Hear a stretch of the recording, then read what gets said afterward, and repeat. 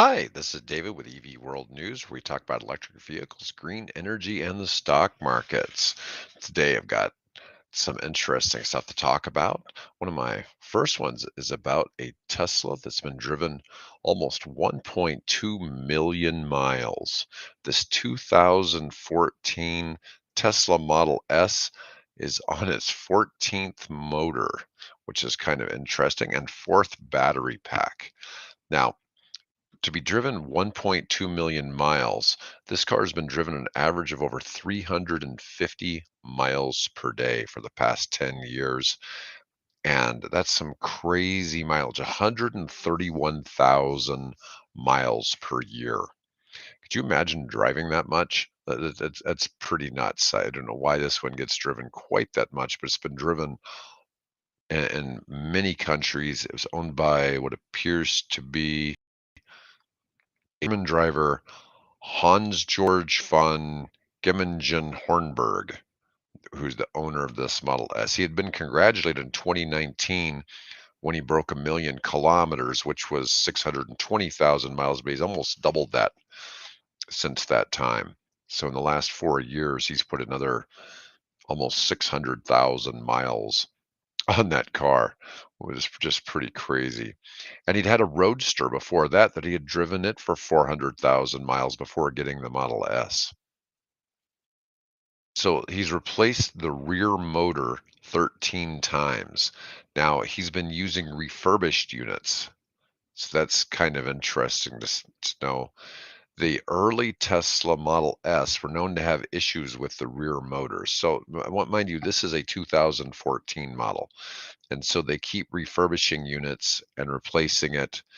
Tesla didn't know the real issue, so it didn't know how to properly fix the motors. Some of the replacement motors failed very quickly. Some were covered under warranty, others were not.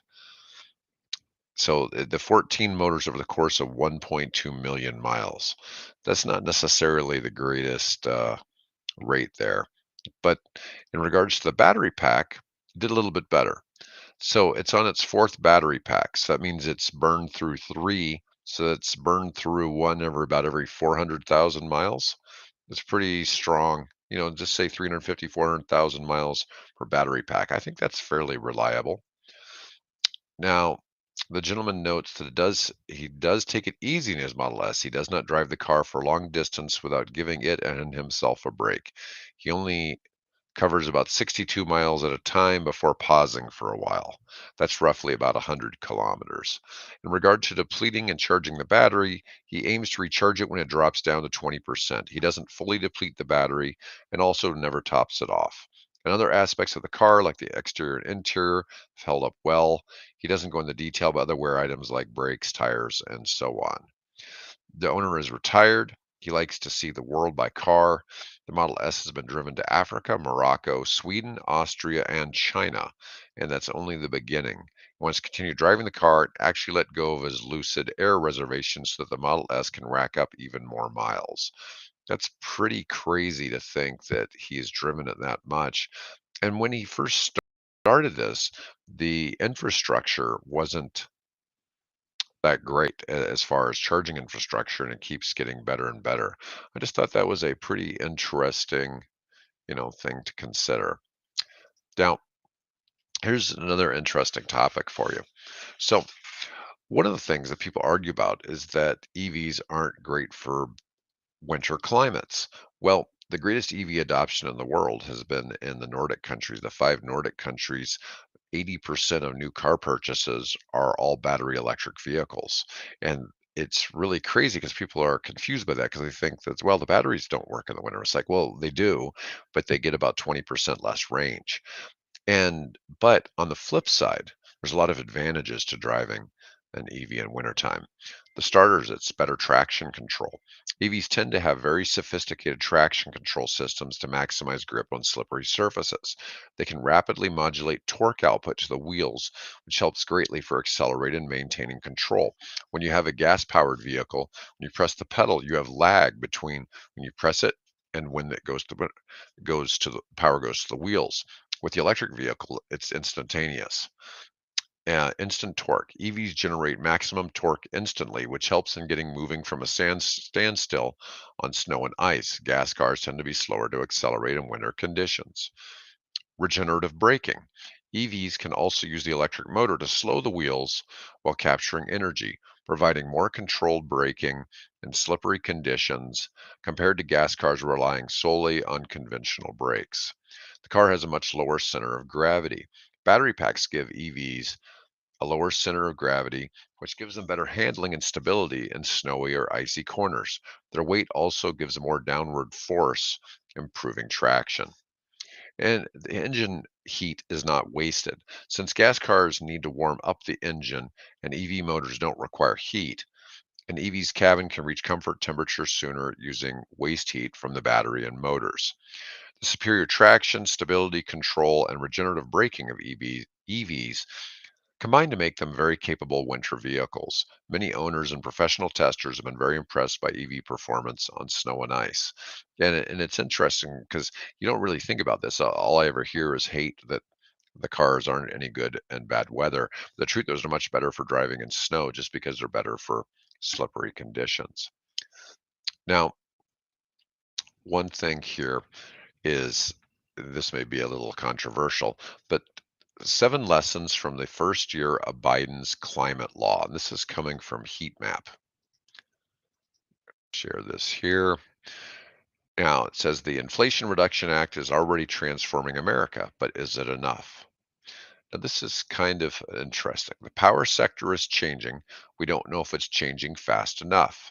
Politically, environmentally, no matter how you look at it, the power sector is the thumping heart of the Inflation Reduction Act. Engineers know how to generate electricity without producing carbon pollution using wind turbines, solar panels, nuclear plants, and more. Now, it's interesting I mentioned nuclear because this always seems to get left out of conversations, and I'm kind of a big fan of nuclear.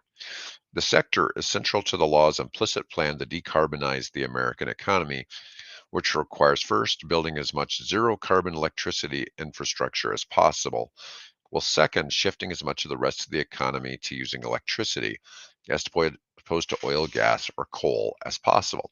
Now, one thing I have to say about this is already in some parts of the country, there's excess power being created from sustainable energy sources. This is a problem they're having in Australia. They have some towns where there's so much solar on the roofs of the houses that the grid can't actually store that so that they have enough energy. They actually had the cost of electricity go up there. It's very bizarre. Not certainly not what you would expect to be the outcome.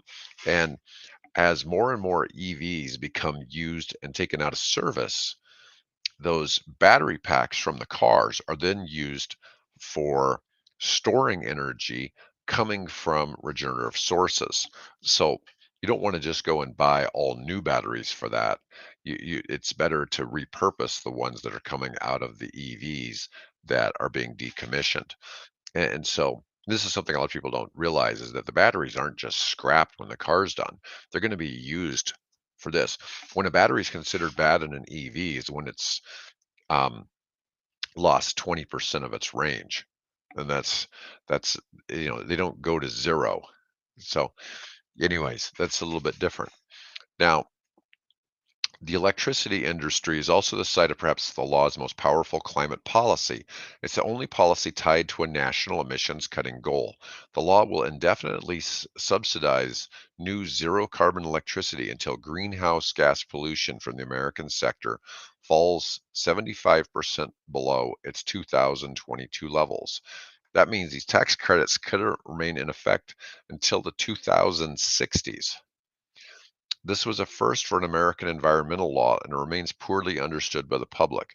Even some experts claim that the electricity credits will phase out in 2032 with the IRA's other subsidies, when in fact, 2032 is the earliest possible year that they could end, which is all to say it's early days for understanding the IRA's effect on the power sector. The data is provisional. Now, let's see. The overwhelming majority of new electricity generation built nationwide, 83% will be wind, solar, or battery storage, according to federal data. The solar industry in particular is surging. The industry just had its best first quarter yet, with rooftop installations booming and some big utility scale solar farms finally coming online. Now, I will tell you, one of the things is installing solar on your roof with current interest rates is not as attractive as it was a couple of years ago. Um, Ideally, solar panels keep getting cheaper, and so hopefully it'll get to a cost where it makes better sense rather than trying to force everybody to have it. When they're trying to force everybody to have it, it artificially makes the price go up. And so as when we needed market conditions to be favorable for people switching, it has to make sense that it would needs to get to a point where it doesn't make sense not to have solar if you are a homeowner. I'm worried about offshore wind. This is interesting. Solar can't power the entire grid, and other renewables are having more trouble. To build a new offshore wind project, companies bid for tracts of the ocean floor in a government run auction. Yet many of those bids failed to account for 2021 and 2022's rapid inflation, and some developers are now on the hook for projects that don't pencil out.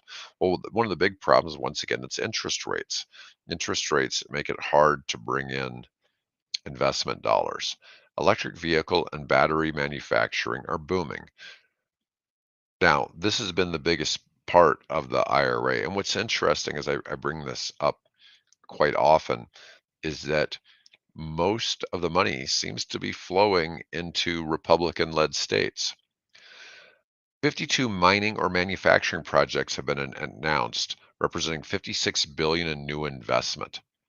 If you zoom out to all of Biden's term, there's more than 100 billion in EV investment has been announced, which will create more than 75,000 jobs, according to the Department of Energy.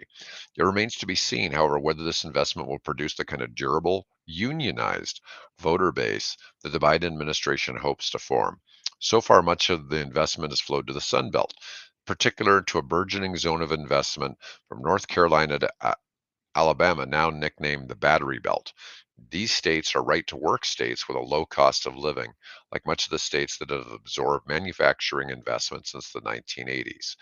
And this is quite interesting because whether you like the green policies or not, and depending on what side of the political fence you might be on, the it tends to be the left that's voting for these policies, but it's the states on the right that are embracing these. And it's very interesting because the left leaning states don't seem to have policies that manufacturers want. And so that's been a very interesting thing. Republican governors have seemed to really quite embrace this because they want the win for their constituents. Now, my last topic today, why US drivers may be thinking about EVs all wrong. This comes from the BBC. It's kind of interesting. And Americans have specific expectations for their cars. Do EVs need to evolve to meet their demands, or are consumers' perceptions miscalibrated? Now, in the US, we all have this ideas that things we want have to have this checklist and everything has to check off.